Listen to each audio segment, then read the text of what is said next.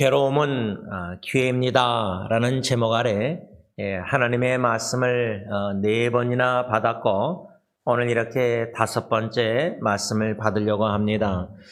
괴로움은 기회입니다. 무슨 기회인가? 우리가 첫 번째로 괴로울 때 침묵해야 한다는 교훈을 받았는데 오늘 본문 이사야 53장 7절 메시아 그리스도 그가 곤욕을 당하여 괴로울 때에도 그의 입을 열지 아니하였으며 마치 도수장으로 끌려가는 어린 양과 털 깎는 자 앞에서 잠잠한 양같이 그의 입을 열지 아니하였도다. 이 말씀 중심으로 괴로울 때 메시아 그리스도처럼 입을 열지 않는다, 침묵한다. 침묵의 축복, 은혜의 기회는 무엇인가? 하나님을 전적으로 신뢰함으로 힘을 얻을 수 있는 기회다. 두 번째로 우리가 침묵을 통해서 얻는 축복과 은혜는 하나님의 잔잔한 세밀한 음성을 약속의 말씀을 받을 수 있는 좋은 기회입니다. 이 교훈을 우리가 이미 받았습니다. 그러한 가운데 제가 이번 주에 마가복음 14장 말씀을 아침마다 계속 묵상해서 여러분들과도 나눴는데 마가복음 14장 61절 현대인의 성경을 보면 그래도 예수님은 침묵을 지키시고 대답을 하시지 않자. 대제사장이 이렇게 예수님께 질문하는 그 말씀 속에서 이사야 53장 7절 이사야 선자의 예언대로 마가복음 14장 61절 보니까 겟세마네 동산 기도 후에 가룟 유다와 대제사장 종교 지도자들이 보낸 무리들이 예수님을 잡았는데 예수님이 체포됐을 때 예수님의 예언의 말씀대로 목자를 치니까 양떼들이 흩어졌다. 스가랴 13장 7절 말씀 예언대로 제자들이 다 도망갔습니다. 예수님이 이제 잡히셔서 대제사장 집들 안에서 이렇게 거짓 증인들이 서로 말도 안 맞는 일치되지 않는 거짓 증거를 막 합니다. 그런데 마태복음 26장 보면 마가복음 14장과 비슷한 말씀이 마태복음 26장에 나오는데 두 사람이 일어나서 예수님에 대해서 증언을 합니다. 거짓 증언을 합니다. 그 내용이 뭐라고 거짓 증언을 했냐면 저 사람이 현대인의 성경입니다. 저 사람이 이 성전을 헐고 사람이 짓지 않는 다른 성전을 3일 만에 세우겠다고 하는 말을 들었습니다. 실제로 요한복음 보면요, 예수님께서 이 성전을 헐라 내가 3일 만에 세우리라 그 말씀을 하셨는데 이 두 사람이 그 예수님의 말씀을 들었는지 아니면 소문을 들었는지 예수님이 잡히셔서 신문을 당하셨을 때 그 말을 인용해서 증언을 했습니다. 그런데 성경은 그 두 사람의 그 증언을 또한 거짓 증언이라고 말씀하고 있습니다. 다시 말하면 예수님이 체포돼서 신문을 당하고 계셨을 때 많은 사람들이 예수님에 대해서 거짓 증언을 하다가 그 중에 2명이 일어나서 이 성전을 헐라 내가 3일 만에 다시 세우리라 예수님이 친히 하신 말씀을 증언했는데 그것을 이젠 성경은 거짓 증언이라고 말씀하고 있습니다. 그래서 거짓 증인들이 거짓말로 증언을 하였을 때 현대인의 성경은 불리한 증언을 예수님에 대해서 불리한 증언을 하였을 때 침묵하셨다 그 말입니다. 여러분 멀리 딴 교회 안에서 예를 들자면 적용할 때 멀리 이웃들 말고 가까운 이웃인 교회 형제자매들, 성도들, 뭐 소그룹이든 뭐 하여튼 교회 안에서 형제자매들이 나에 대해서 불리한 거짓말을 했다. 제가 왜 이렇게 좀 적용하냐면요. 여러분 상대방 형제자매의 성도들에게 직접 듣지 않은 말을요. 제3자를 통해서 들으면은 100% 똑같은 말을 들을 수가 없습니다. 한 단어라도 틀린 말을 섞어서 들을 수밖에 없습니다. 그래서 상대방에게 직접 듣지 않고 성도들 다른 사람에게 다른 성도에 대해서 건너뛰어서 들으면요. 그거는 100% 진실된 바른 증언, 바른 말이 아닐 확률이 거의 저는 100%까지 될지 모르겠는데 충분히 그럴 수 있다고 생각합니다. 그런데요, 교회 안에서는 둘째치고 가정에서도요, 자녀들이 엄마 아빠한테 하는 말들 보면요, 자식이 다 다르지 않습니까? 보는 관점이 주관적이 다르기 때문에 한 무슨 사건, 가정의 어려운 일도요, 보는 관점이 다르기 때문에 다르게 말합니다. 뭐 자녀는 둘째치고요, 부부 관계도요, 보면은 아내가 이렇게 말할 때 남편은 남편의 입장에서 듣습니다.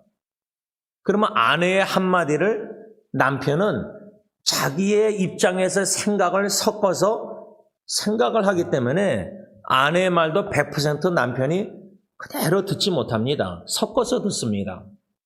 예를 들자면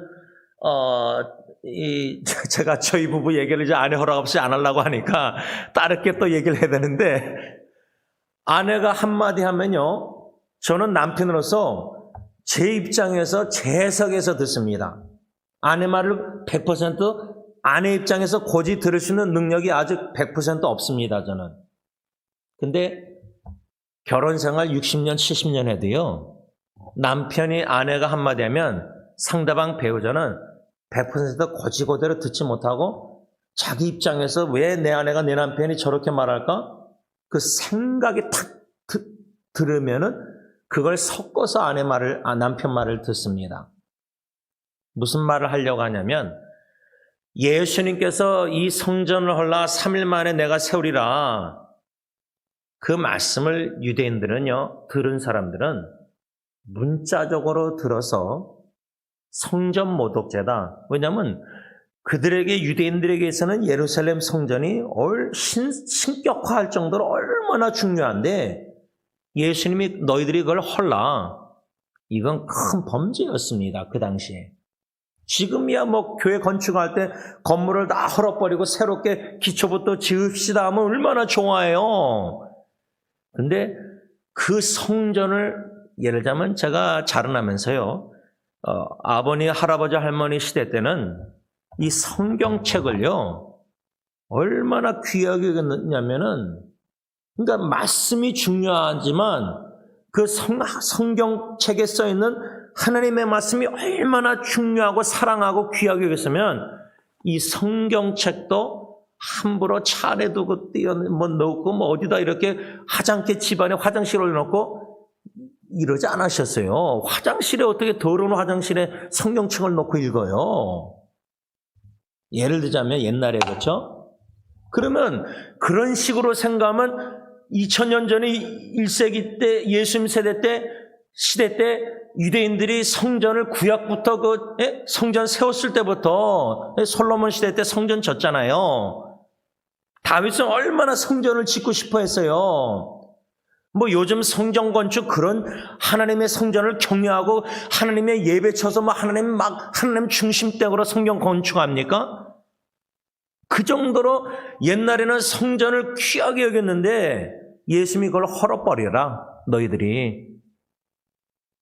문자적으로 예수님의 요한복음 2장 19절 그 말씀을 받아들여서 성전 모독죄다, 그런 생각을 가지고 증언했다 할 때 왜 하나님의 입장에서 성경적으로 보자면 거짓 증언인가? 문자적으로 예루살렘 성전을 헐라는 말씀이 아니었거든요. 그 오해한 거 아니에요. 왜? 믿음이 없으니까 예수님의 말씀을 믿음이 없으니까 믿음으로 생각하지 못하고 문자적으로 받아들이니까 그러니까 여러분 부부관계도요.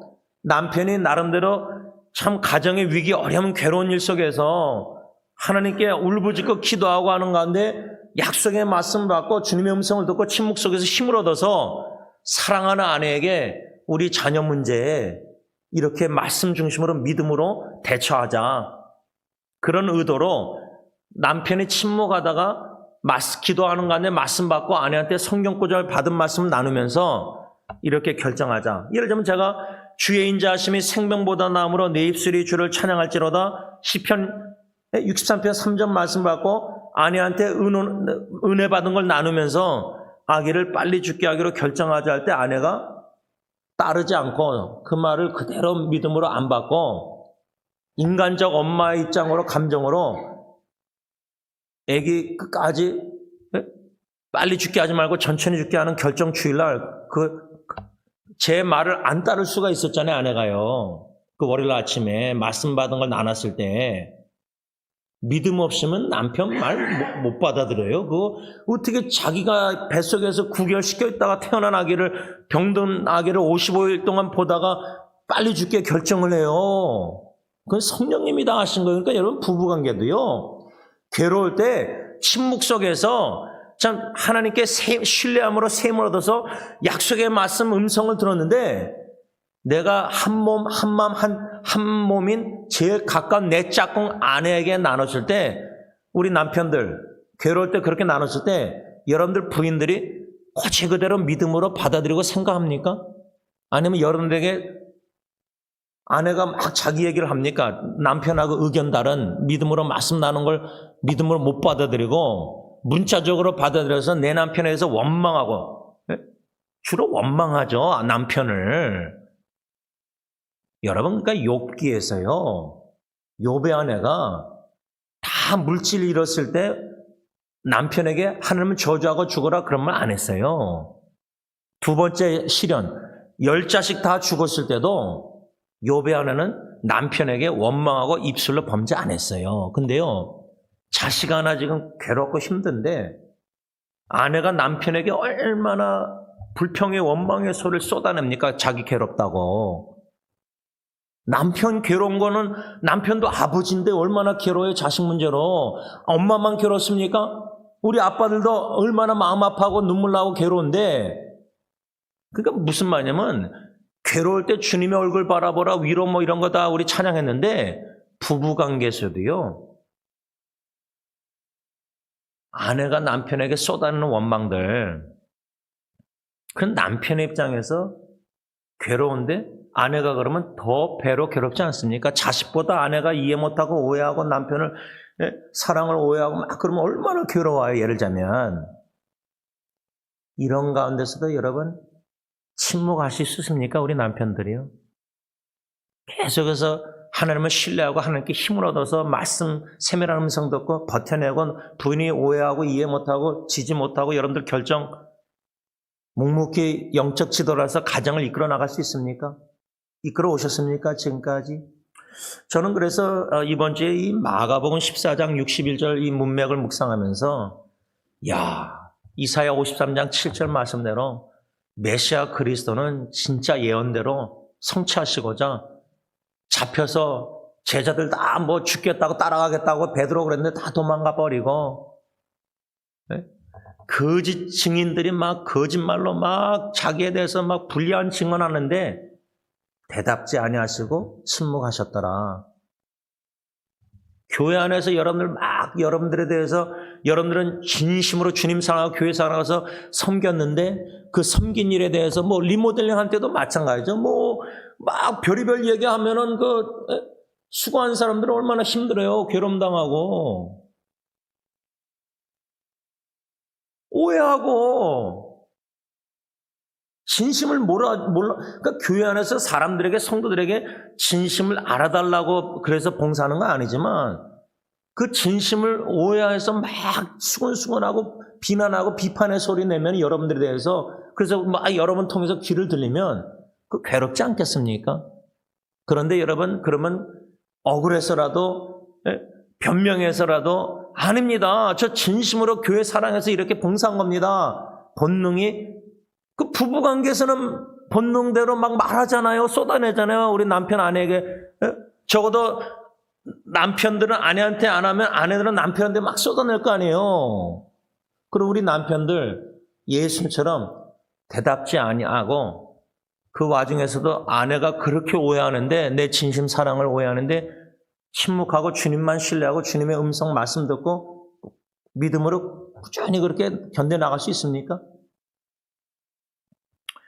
저는 두 번째로 괴로울 때 침묵뿐만 아니라 오늘 본문 이사야 53장 8절에 그가 곤욕과 신문을 당하고 끌려갔으나 마가복음 14장 첩회돼서 끌려가서 신문당하잖아요. 사내들인 공회 대장들, 그 종교지도자 서기관들, 장로들 그들의 목적이 뭐예요? 마가복음 14장 보면 현대의 성경은 예수님을 사형당하게 만들려고 로마 총독 로마 정부에게 그때 로마가 다스리고 있었으니까 유대 이스라엘을 유대인들이 자기들의 법정 속에서 예수를 죽일 수가 없었잖아요.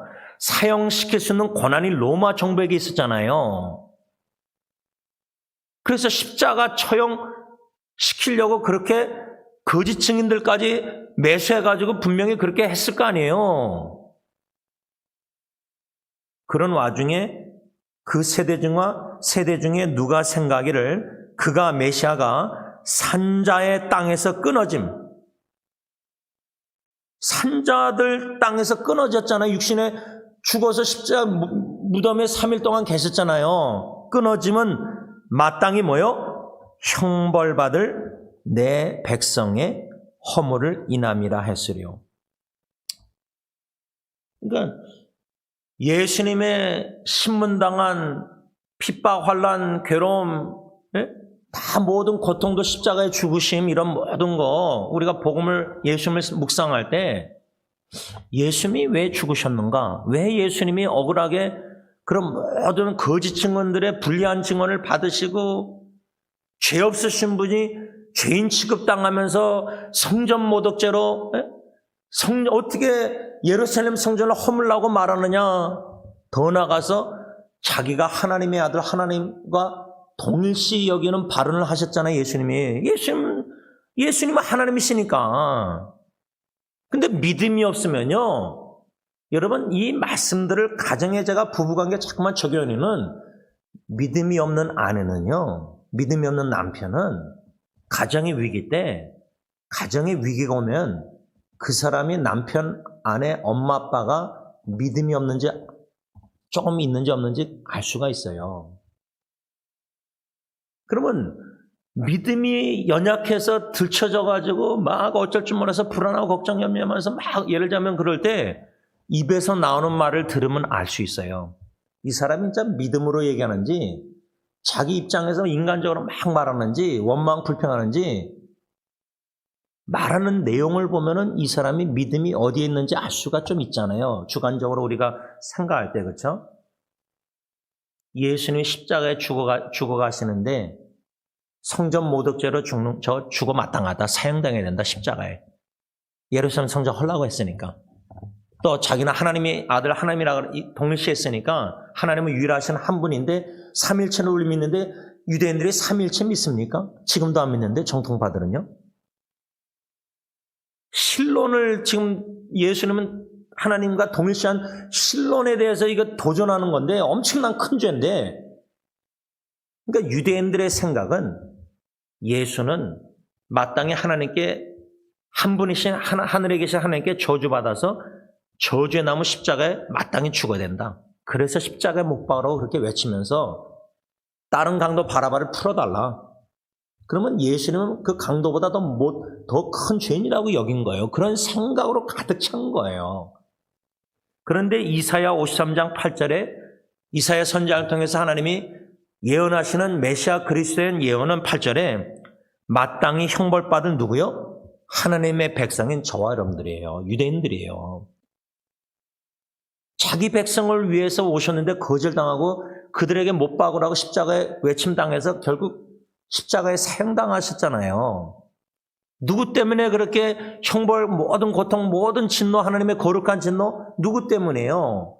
나 때문이고 우리 때문인데, 유대인들 때문인데, 유대인들은 성전 모독죄, 신성 모독죄, 하나님 모독한 죄로 십자가에 못 박으라고 그렇게 외쳐댔다. 이 말씀을 이렇게 묵상할 때 믿음이 없이 생각하는 건요, 얼마나 위험한지 몰라요. 왜?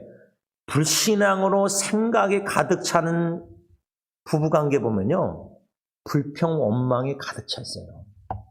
그걸 남편에게, 아내에게, 배우자에게 여러모로 계속 쏟아내요. 침묵 안 하고.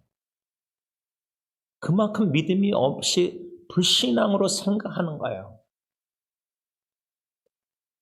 그러니까 원망할 때 두 번째 왜 원망하죠? 내가 아니라 당신 때문에 이렇게 됐다는 거예요, 당신. 근데 여기 이사야 53장 8절에 하나님의 백성, 내 백성, 우리 때문에 예수님이 형벌당하신 건데 예수님 당사자가 마땅히 형벌받아야 될 사람이다. 왜? 신성모독죄, 성전모독죄 범했으니까.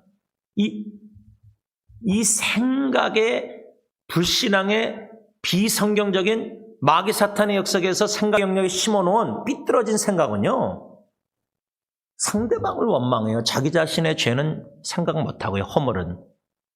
그러니까 자기 자녀 양육에 있어서 자기 허물은 못 보고 배우자 상대방의 허물만 더 많이 생각하는 걸 보는 거예요. 근데 고린도전서 13장 보면 사랑은 그런 잘못된 허물 생각을 기록을 안 한다 그러는데 기록을 엄청나게 부인들이 많이 해놨어요. 남편에 대한 원망. 근데 그 책임은 남편이 없느냐? 있어요. 과거에 남편이 아내를 사랑 제대로 못해서 용서 구하지 않고 잘못했기 때문에 화목을 제대로 못했기 때문에 부부싸움 할 때 부인들이 계속 옛날 얘기를 끄집어내는 거예요. 그 남편의 허물이 있는 거죠. 제가 왜 자꾸만 이렇게 부부관계 적용하냐면 이 이사야 53장 8절에 마땅히 형벌받을 내 백성의 허물 때문에 메시아 그리스도가 그런 모든 괴로움을, 신문을, 공욕을 당했는데 우리 부부관계 가정에 보면 자녀들 문제 보면요, 남편이 가장으로서 아버지가 내 죄 때문에 이런 일이 다 일어났다.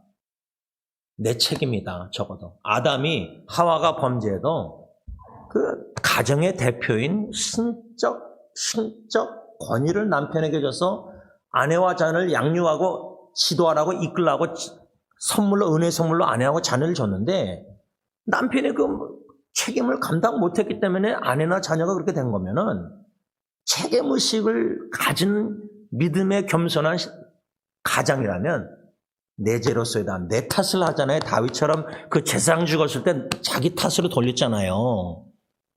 근데 남편조차도 잘못된 삐뚤어진 생각이 뭐냐?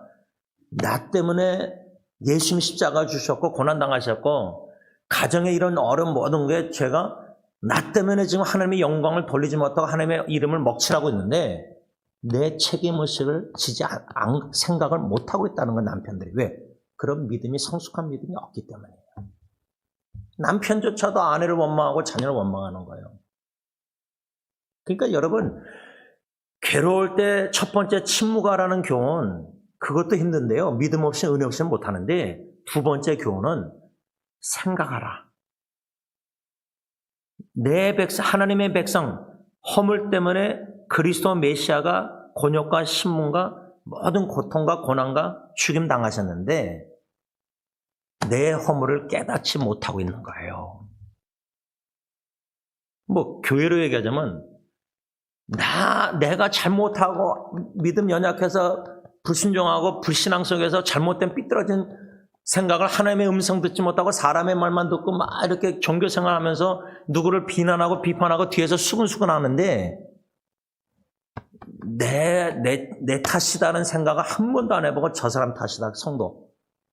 그러니까 교회가 한마음 한뜻 한 사랑으로 하나님께 영광 못 돌리고 자꾸만 불화가 일어나서 부작용의 많은 이런 말들이 자꾸만 들리는 거예요.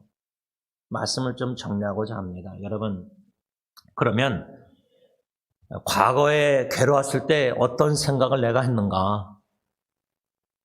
하나님의 은혜 없이는요, 예수님의 십자가의 그 죽으신가 부활하신 뭔가 복음의 기쁜 소식에 뭔가 중심된 신앙생활을 못하고 있었으면요, 성령의 인도하심 따라 괴로움을 겪지 못했으면은 우리는 생각으로 수없이 죄를 보면서 가정에 제가 괴로움만 초점 맞추자면은 자녀 문제나 뭐 어려운 괴로움 있을 때 자꾸만 생각으로 범죄를 해요. 믿음으로 생각을 안 하고 내 개인 입장에서 주관적인 인간적으로 자꾸만 생각을 하니까 배우자를 자꾸만 안 좋은 부정적인 생각을 하고 자녀 문제 있을 때 자녀에 대해서 자꾸만 내 입장에서 부정적인 생각을 하니까 그 부정적인 생각은 죄를 범하는지를 모르고 있는 거예요. 말과 행동으로 짓는 죄보다 생각으로 배우자나 자녀에 대해서 불평, 원망 막 이렇게 생각하는 것들이 여기 이사야 53장 8절에 괴로울 때 무슨 생각하라? 나 때문에, 내 허물 때문에 그리스도 메시아가 내 가정에서 존귀 영광을 받지 못하고 내가 지금 가정을 잘 못 이끌어서 예수님의 이름에 지금 목칠해서 불신자들뿐만 아니라 예수 믿는 성도들이, 교회 식구들이 우리 가정을 볼 때 증인 공동체로 예수의 향기와 소금의 역할을 못하고 있는데 이 죄를 책임지려고 하지 않는다는 거예요. 남편들이, 우리 가정들이. 이것을 좀 우리가 양심의 성령님이 찔림을 줘서 내 허물 때문에, 내 죄 때문에, 내 탓이로소이다. 이런 겸손한 자세로 우리 가정인 우리 남편 아버지들이 회개된다는 거죠. 첫 번째. 두 번째는 그러면 우리 아내, 사랑하는 자식은 둘째치고 아내를 양육하라고 예배서 써 있는데 내가 내 아내를 양육을 잘 못했기 때문에 내 아내가 지금 믿음 신앙 못마땅하면 남편이 내 아내 믿음이 못마땅해서 자꾸만 불평 원망의 죄를 짓는 내 아내 보면은 하나님께 죄 짓고 남편에게 죄 짓는 내 아내 보면은 그 책임은 나야, 나. 내가 양육을 제대로 못하고 있기 때문에 내 아내가 지금 좀 죄송하지만 신앙이 이것밖에 안 되는 거예요. 그러면 생각의 영역에서 나 때문에, 내 허물 때문에 이렇게 했다는 회개 가운데 내 이웃을 내 몸같이 사랑하라. 예수님의 계명. 그러면 남편들이 아내를 왜 사랑 안 합니까? 하나님의 사랑으로 하죠. 근데 하나님의 사랑보다 내 사랑이 더 많이 있어요. 그러니까 참지 못하고 아내한테 사랑은 오래 참건데 내 아내조차도 오래 참지 못하는 거예요, 남편들이. 침묵을 못하는 거예요. 아내가 내한테 막 원망하든 뭐하든 죄짓든 주님의 사랑의 눈으로 바라볼 때 예수님이 그 거짓 증언자들 거짓말할 때 침묵하고 대답 안 하셨잖아요. 참으셨잖아요. 근데 우리 남편들은 아내한테 못 참고 한마디 하잖아요. 그러니까 부부관계에 있어서도 침묵하고 생각하라. 이 두 가지 교훈 괴로울 때 못하는 거예요. 왜?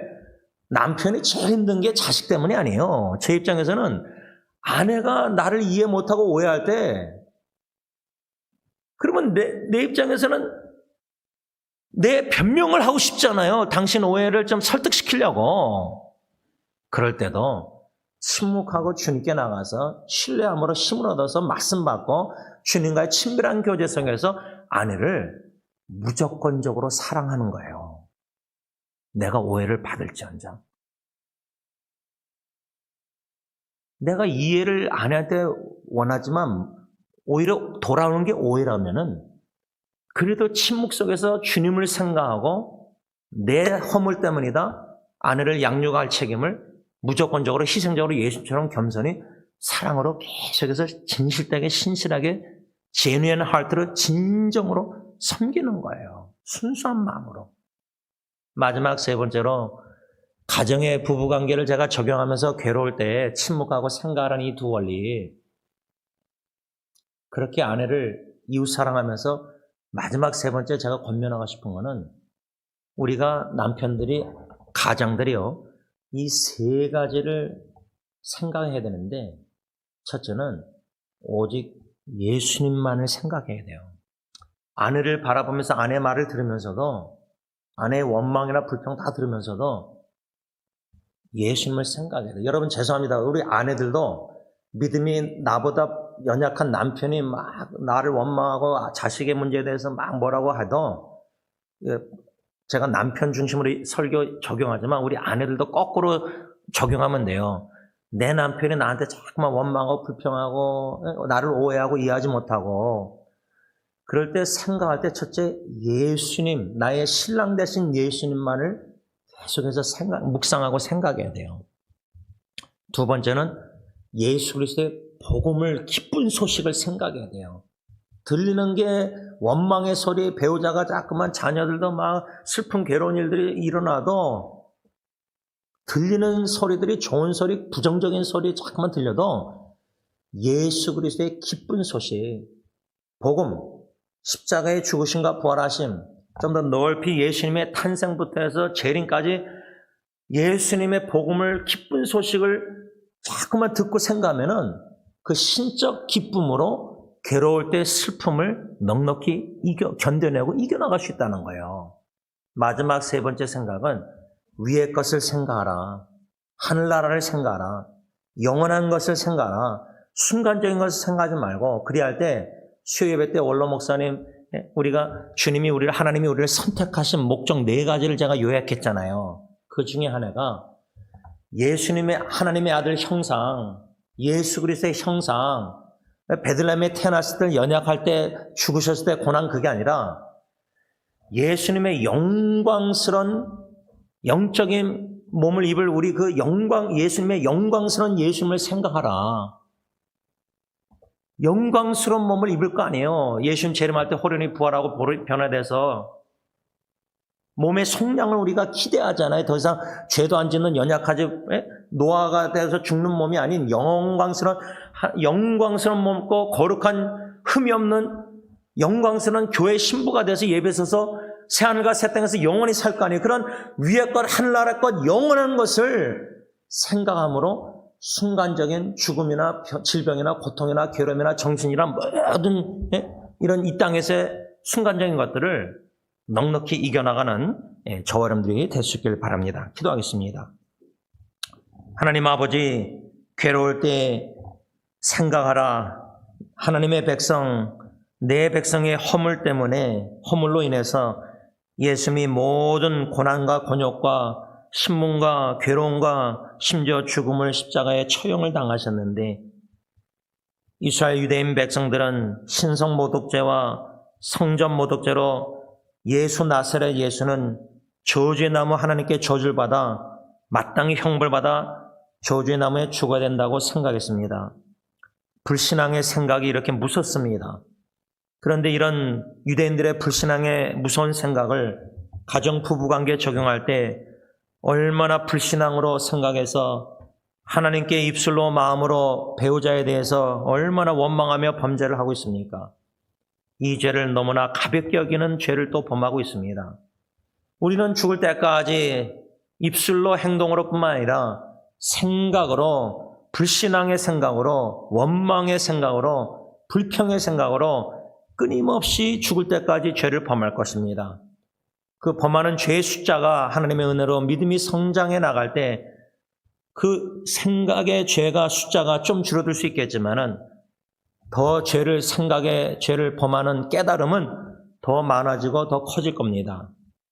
그렇기 때문에 우리는 예수님만 생각할 수밖에 없고, 복음만 생각할 수밖에 없고, 십자가의 보혈 죽으심을 생각할 수밖에 없고, 사죄 확신을 가지고 더 위의 것을 생각할 수밖에 없습니다. 이 땅에서는 죽을 때까지 생각으로 범죄할 텐데, 영원한 나라 가면은 고린도서 13장 말씀처럼 생각으로, 사랑은 나쁜 것을, 죄를 기록하지 않는다 하는데, 평생 부부 생각을 하면서 안 좋은 상처 생각 기록을 너무나 깊이 해놔서 부부 갈등할 때마다 18번으로 자꾸만 입술로 생각으로 범죄해서 서로 사랑하지 않고 존경하지 않고 무시하고 아내를 내 몸같이 사랑하지 않고 자꾸만 우리는 마땅히 형벌 받아야 된다는 나 때문인데 내가 마땅히 내 죄 때문에 형벌을 예수님이 받았는데 부부관계에 있어서도 상대방에게 마땅히 그런 형벌을 컨시퀀스를 받아야 된다는 생각을 우리가 할 때가 있습니다. 이렇게 우리 남편들은 아내를 예수님처럼 교회를 사랑 못합니다. 할 능력이 우리에게는 없습니다.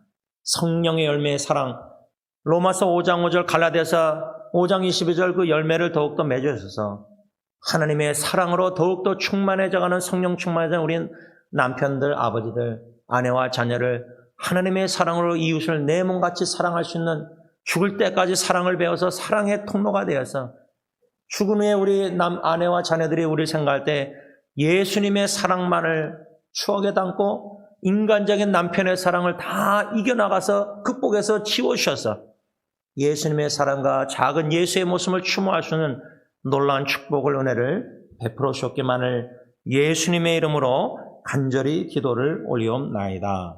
아멘.